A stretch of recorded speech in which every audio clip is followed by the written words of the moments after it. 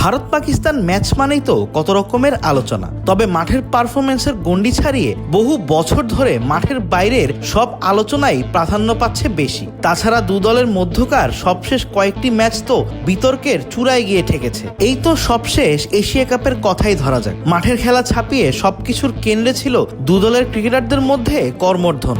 এসবের মাঝে টি-20 বিশ্বকাপ শুরুর আগে ঘটে গিয়েছে আরো অনেক কিছু। বিশ্বকাপে ভারতের বিপক্ষে ম্যাচ খেলবে কি খেলবে না তা নিয়ে জলঘোলা করেছে পাকিস্তান। এই জলঘোলা অবশ্য পরিষ্কার হয়েছে বেশি দিন হয়নি। তারপরও দু দলের মাঠে নামার আগে ফের হাত মেলানোর মতো বিষয় নিয়েও শুরু হয়েছে জল্পনা। এবারও কি তাহলে ক্রিকেটের এই সৌজন্যবোধের বিষয়টি এড়িয়ে যাবে দুই চিরপ্রতিদ্বন্দ্বী, নাকি মন কষাকষি ভুলে ক্রিকেটের সৌন্দর্য রক্ষায় এগিয়ে আসবে তারা?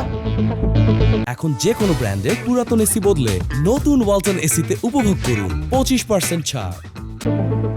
রবিবার গ্রুপ এর ম্যাচে বাংলাদেশ সময় সন্ধ্যা 7:30 শুরু হবে বহুল আলোচিত এই ম্যাচ। দুই দলের জন্যই গুরুত্বপূর্ণ এই ম্যাচের আগে স্বাভাবিকভাবেই মাঠের বাইরের কিছু বিষয় নিয়ে প্রশ্নের মুখোমুখি হন ভারত পাকিস্তানের অধিনায়কেরা। সংবাদ সম্মেলনে পাকিস্তানের অধিনায়ক সালমান আলী আগা অবশ্য জানিয়েছেন, সবকিছু পেছনে ফেলে খেলাতেই মনোযোগ থাকবে তার দলের।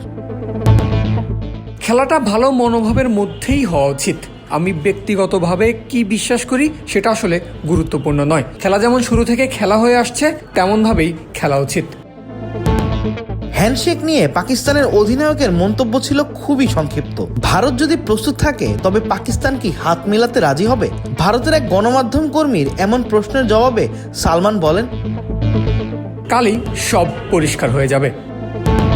বিগত কয়েক বছর ধরে ভারত পাকিস্তানের লড়াইটা হচ্ছে এক পেশে। বিশেষ করে ক্রিকেটের সংক্ষিপ্ত সংস্করণে তো ভারতের বিপক্ষে পাকিস্তানের হার যেন নিয়ম হয়ে দাঁড়িয়েছে। তবে এসব ছাপিয়ে অতীত ভুলে এখন পারফরমেন্সে চোখ পাকিস্তানের।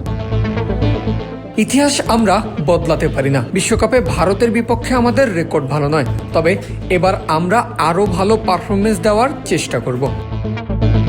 গ্রুপ এতে সমান 4 পয়েন্ট নিয়ে 1 ও 2 নম্বর স্থানে অবস্থান করছে ভারত পাকিস্তান। তাই মহা গুরুত্বপূর্ণ এই ম্যাচে যে দলই জিতবে তারাই টিকিট কাটবে সুপার 8-এর। তাই এখন দেখার বিষয়, সবার আগে ভারত পাকিস্তানের মাঝে সুপার 8-এর টিকিটটা কে কাটে। আবিদ মোহাম্মদ, ক্রিক ফ্রেন্সি।